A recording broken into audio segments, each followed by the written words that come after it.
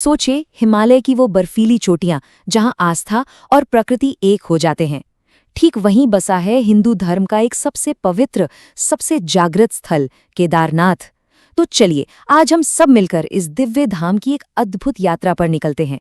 किसी भी शुभ काम की शुरुआत मंत्रोच्चार से होती है, तो हम भी इस यात्रा की शुरुआत करते हैं भगवान केदारनाथ को समर्पित एक पारंपरिक श्लोक से, जो इस जगह की पूरी महिमा को अपने अंदर समेटे हुए हैं। महाद्रिपार्श्वेश च तटे रमन्तं सम्पूज्यमाणं सततं मुनीन्द्रये सुरासुरा यक्ष महोरगाढ्ये केदारमीशं शिवम एकमीडे।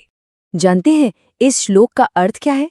इसका मतलब है, मैं उन एकमात्र भगवान शिव केदार की स्तुति करता हूँ जो महान पर्वत के किनारे नदी के तट पर रहते हैं और जिनकी पूजा सिर्फ इंसान ही नहीं बल्कि ऋषि, देवता, असुर, यक्ष और बड़े बड़े सर्प भी हमेशा करते हैं। ये श्लोक बताता है कि ये जगह कितनी पवित्र है। इस दिव्य महिमा को ठीक से समझने के लिए सबसे पहले केदारनाथ के अद्भुत भूगोल को समझना बहुत जरूरी है। ये वो जगह है जो गढ़वाल हिमालय की बहुत ऊंची चोटियों के बीच में है। ये मंदिर समुद्र तल से 3,583 मीटर मतलब करीब 11,755 फीट की हैरतअंगेज ऊंचाई पर है। जरा सोचिए, एक ऐसा नजारा इतना भव्य और शक्तिशाली कि उसके सामने इंसान खुद को बहुत छोटा महसूस करने लगता है। लेकिन देखिए, केदारनाथ सिर्फ एक मंदिर नहीं है, ये तो पहाड़ों और नदियों से बना एक पूरा का पूरा पवित्र क्षेत्र है। इसे केदार खल्ड भी कहते हैं, जिसका सीधा सा मतलब है स्वयं भगवान का खेत, एक ऐसी धरती जहां माना जाता है कि मुक्ति की फसल उगती है।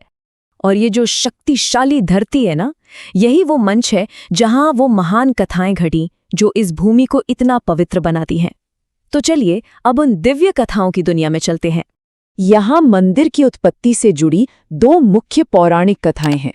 एक कहानी है नर और नारायण की घोर तपस्या की, और दूसरी है पांडवों की वो महाकाव्य खोज जिसके बारे में हम सब ने सुना है। हुआ यूं कि महाभारत युद्ध के बाद पांडव अपने ही परिवार को खत्म करने के पाप से बहुत ज्यादा दुखी थे। वे इस पाप से मुक्ति पाने के लिए भगवान शिव का आशीर्वाद चाहते थे, लेकिन शिव उनसे नाराज थे और उनसे मिलना ही नहीं चाहते थे। तो शिव ने एक बैल का रूप धर लिया और दूसरे जानवरों के झुंड में छिप गए। पांडवों ने उनका पीछा किया। आखिरकार भीम ने उन्हें पहचान लिया और जैसे ही भगवान शिव धरती में समाने लगे, भीम ने पूरी ताकत से बैल का कुबड़ मतलब उसकी पीठ का हिस्सा पकड़ लिया। और यहीं से कहानी शुरू होती है पंच केदार की।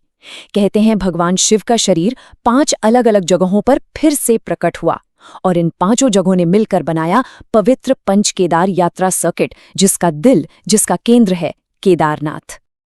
अब जरा मंदिर की बनावट पर गौर करते हैं। ये जो अविश्वसनीय ढांचा है, ये प्राचीन इंजीनियरिंग का एक ऐसा सबूत है जो सदियों से हर मुश्किल का सामना करते हुए खड़ा है। देखिए, मंदिर का इतिहास बहुत दिलचस्प है। जहां एक तरफ ये माना जाता है कि इसकी नींव पांडवों ने रखी थी, वहीं आज जो मंदिर हम देखते हैं उसका श्रेय 8वीं सदी के महान दार्शनिक आदि शंकराचार्य को दिया जाता है। कहते हैं उन्होंने ही इस जगह का जीर्णोद्धार किया था। हालांकि कुछ इतिहासकार इसे और बाद का भी मानते हैं।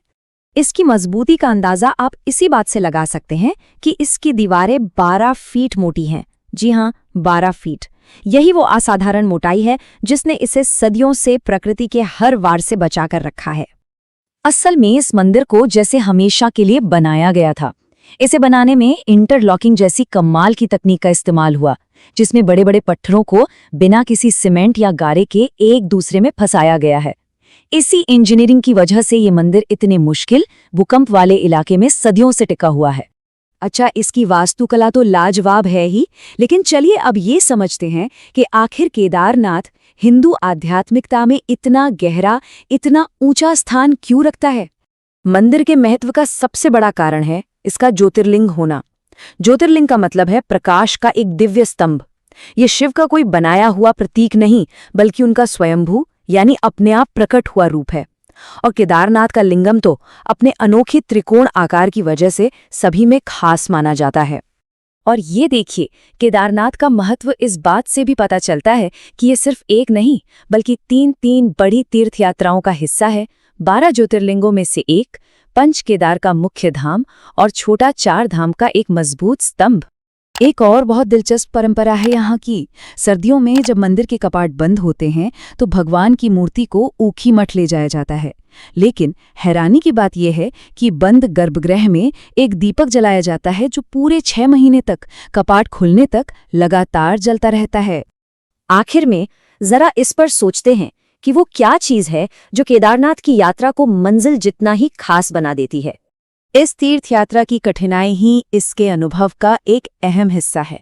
गौरीकुंड से शुरू होने वाली ये मुश्किल चढ़ाई भक्तों के लिए एक तरह की तपस्या और भक्ति की परीक्षा है। तो सवाल यही उठता है कि आखिर क्या है इस जगह में? भूगोल, कथाएं और वास्तुकला, इन सब का ऐसा क्या संगम है कि ये जगह हजारों सालों से लाखों लोगों को अपनी ओर खींचती आ रही है? शायद इसका जवाब विश्वास, तपस्या और उस दिव्य ऊर्जा में है जो सिर्फ और सिर्फ केदारनाथ में ही महसूस की जा सकती है। हर हर महादेव। यदि आपको ये जानकारी पसंद आई हो तो ऐसे ही और रोचक वीडियो के लिए भारत की धरोहर को अवश्य सब्सक्राइब करें।